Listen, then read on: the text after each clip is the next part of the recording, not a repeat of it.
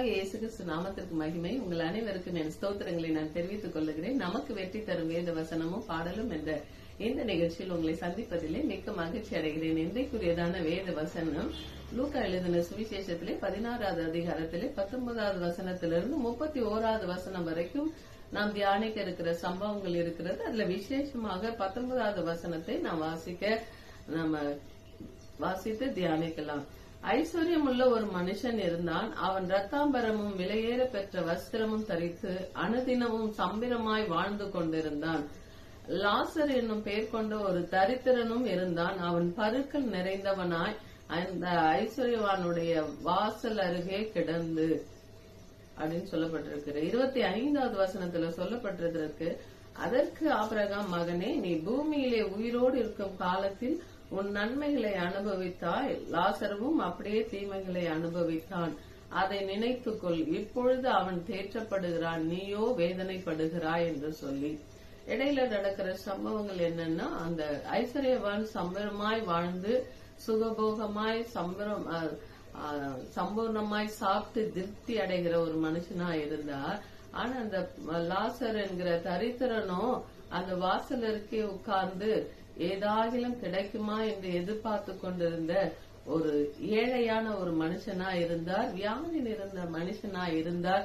அவரை நினைக்கப்படுவதற்கு அந்த ஐஸ்வர்யவானுக்கு நேரம் இல்லை. ஏன்னா ஐஸ்வர்யவான்கள் எப்பொழுதுமே என்னன்னா ஏழைகளை சிலர் நினைப்பார்கள், சிலர் கொஞ்சம் கடினமா இருப்பார்கள். சோ அப்படிப்பட்ட ஒரு மனுஷராக இருந்தார். இந்த ஐஸ்வர்யவான் இருந்திருப்பார் நினைக்கிறேன். ஆனாலும் இந்த இடத்துல ஆண்டவர் ரெண்டு பேருக்குமே மரணம் நேரிடுகிறது. ஆனா மரணத்துலதான் ஒரு மனுஷனுடைய காரியங்கள் வெளிப்படுகிறதா இருக்கிறது. ஆனா ரெண்டு மனுஷனுக்குமே சம்பவிக்கிறது ஒன்றாதான் சம்பவிக்கிறது மரணம் என்பது. ஆனா மரணத்துக்கு பிறகு ஒரு நித்திய வாழ்வு ஒன்று இருக்கிறது, தேவனால தீற்றப்படுகிற வாழ்வு ஒன்று இருக்கிறது என்பதை இந்த சம்பவத்திலே நம்மளால நன்றாய் புரிந்து கொள்ள முடிகிறதா இருக்கிறது. அப்போ சொல்லப்பட்டிருக்கிறது, பின்பு அந்த தரித்திரன் மரித்து தேவதூதரால் ஆபிரகாமுடைய மடியிலே கொண்டு போய் விடப்பட்டான், ஐஸ்வர்யானும் மரித்து அடக்கம் பண்ணப்பட்டான் என்று சொல்லப்பட்டிருக்கிறது. அப்போ ஆபிரகாமுடைய மடியிலே கொண்டு போய் விடப்பட்ட அந்த தரித்திரவனா இருந்த வியாதியா இருந்த லாசர் என்கிற மனுஷன் தேற்றப்படுவதை கண்டு இந்த ஐஸ்வர்யவான் கேட்கறதுக்கு தான் ஆபிரகாம் அந்த இடத்துல பதில் சொல்றாங்க, நீ பூமியிலே சம்பூர்ணமாய் வாழ்ந்து எல்லாத்தையும் நீ சுகமாய் வாழ்ந்து முடிச்சுட்டப்பா. ஆனா இனிமேதான் இந்த தரித்திரம் என்ன பண்ண போறான், சுகமாய் வாழ போறான் நித்தியமாக. அதனாலதான் அவன் ஆபிரகாமுடைய மடியில இருந்து தேற்றப்படுகிறான்னு சொல்லி இந்த வசனங்களை நாம் பார்க்கிறோம். அப்படியா அவர் தேற்றுவதற்கு காரணம் என்ன அப்படின்னு சொல்லி பார்ப்போம் என்றால், ஏசாயா எழுதின தீர்க்க தரிசன புஸ்தகத்திலே சொல்லப்பட்டிருக்கிறது. அங்க என்ன சொல்றாங்க அப்படின்னு சொல்லி பார்ப்போம் என்றால், ஏசாயா 25:4 சொல்லி இருக்காங்க. என்ன அப்படின்னு சொல்லி பார்த்தா அங்க சொல்றாங்க, கொடூரமானவர்களின் சீரல் மதிலை மோதி அடிக்கிறது பெருவெள்ளத்தை போல் இருக்கையில் நீர் என்ன பண்ற, நீர் ஏழைகளுக்கு பலனும் நெருக்கப்படுகிற எளியவனுக்கு திடனும் பெருவெள்ளத்துக்கு தப்பும் அடைக்கலமும் வெயிலுக்கு ஒதுங்கும் நிழலும் ஆனீர் என்று தேவனை குறித்த அவருடைய பாதுகாப்பு குறித்து இந்த இடத்துல நாம் வாசிக்கிறோம். அப்படியாக ஏழைகளின் பலனாய் இயேசு கிறிஸ்து இருக்கிறார். அதனாலதான் அவர் ஏழை கோலமாய் இந்த பூமியில வந்து பிறந்தார், ஏழை மனுவாய் பிறந்தார். ஆமே. அப்படியாக ஏழைகளை நினைப்பதற்கு, ஏழைகளை ஆதரிப்பதற்கு, ஏழைகளை தேற்றுவதற்கு ஒரு தெய்வம் என்றால் இயேசு கிறிஸ்து. ஏழை என்பது லிட்டரலா நம்ம ஏழை என்று நினைக்காதபடிக்கு தேவனை தேடாமல் தேவனை அறியாமல் இருக்கிற ஒவ்வொருவரும் ஆத்துமாவிலே ஏழைகளாய் காணப்படுகிறோம். நாம் அப்படி ஐஸ்வர்யத்தை ஐஸ்வர்யத்தை உண்டாக்கும் அந்த நேசரை நாம் தேடி கண்டடைவோம். அவர் நம்மளை எப்படி லாசருவை ஆபிரகாம் மடியில வைத்து தேற்றினாரோ அப்படியாக இந்த நாட்களிலே இயேசு கிறிஸ்து நம்மளை தேற்றுகிறவராய் இருக்கிறார், திடப்படுத்துகிறவராய் இருக்கிறார். ஏனென்றால் அவர் ஏழைகளின் பலன், எளியவரின் திடன் என்று சொல்லப்பட்டிருக்கிறது. அல்லேலூயா. லூக்கா 12:21 சொல்றாங்க என்ன அப்படின்னு பார்க்க, தேவனிடத்தில் ஐஸ்வர்யவனாய் இராமல் அப்படின்னு ஒரு வசனம் இருக்கிறது.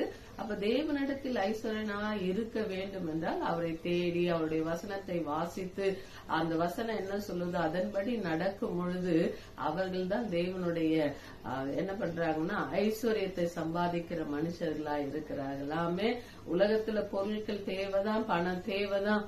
ஆனா ஆண்டோடைய காரியத்தை காட்டிலும் அதிகமாய் அதற்கு நம் நேரத்தை கொடுக்காதபடிக்கு கர்த்தரை ஏழைகளை நினைக்கிற இயேசுவை தேடும்படியாய் நம் மனதை செலுத்துவோம். கர்த்தர் நமக்கு பலனா இருந்து திடனா இருந்து நம்மை தேற்றி அவர் வழி நடத்த போதுமானவராய் இருக்கிறார். இதை உணர்த்தும் வண்ணமாக ஒரு பாடலை பாடி நாம் தேவ நாமத்தை மகிமைப்படுத்தலாம். ஹல்லேலூயா.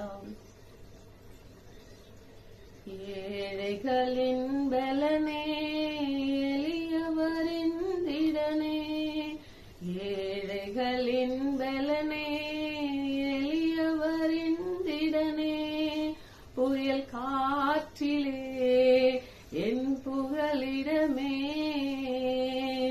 புயல் காற்றிலே என் புகலிடமே, கடும் வெயிலினிலே குளிர்நிழலே, கடும் வெயிலினிலே குளிர்நிழலே, கர்த்தாவே நீரே என் தேவன், நீரே என் தெய்வம், கர்த்தாவே நீரே என் தெய்வம், நீரே என் தேவன், உம் நாமம் உயர்த்தி உம் அன்பை பாடி, உம் நாமம் உயர்த்தி உம் அன்பை பாடி துதித்து துதித்திடுவே,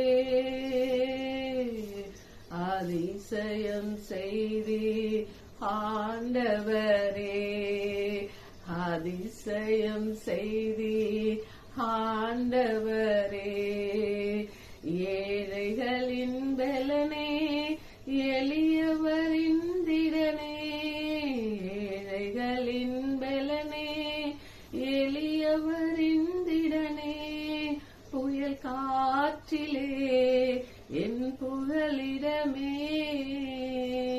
கடும் வெயிலினிலே குளிர்நிழலே, கடும் வெயிலினிலே குளிர்நிழலே, தாயை போல தேற்றுகிறே ஆற்றுகிறே, தாயை போல தேற்றுகிறே ஆற்றுகிறே, தடுமாறும் போது தாங்கி அணைத்து, தடுமாறும் போது தாங்கி அணைத்து, தயவோடு நடத்துகிறே, உம்மடியிலே நான் நிலைப்பாருவே, உம்மடியிலே நான் நிலைப்பாருவே, ஏழைகளின் பலனே, எளியவரின் திடனே, ஏழைகளின் பலனே, எளியவரின் திடனே, புயல் காற்றிலே என் புகலிடமே, கடும் வெயிலினிலே குளிர்நிழலே, கடும் வெயிலினிலே குளிர்நிழலே. ஆமென்.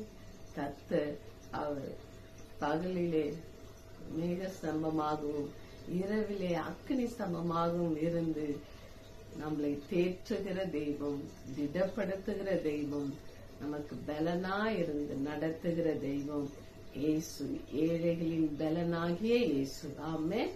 God bless you. நீங்களும் அந்த ஏழைகளின் பலனாகிய இயேசுவை நோக்கி கூப்பிடுங்க, தேடுங்க.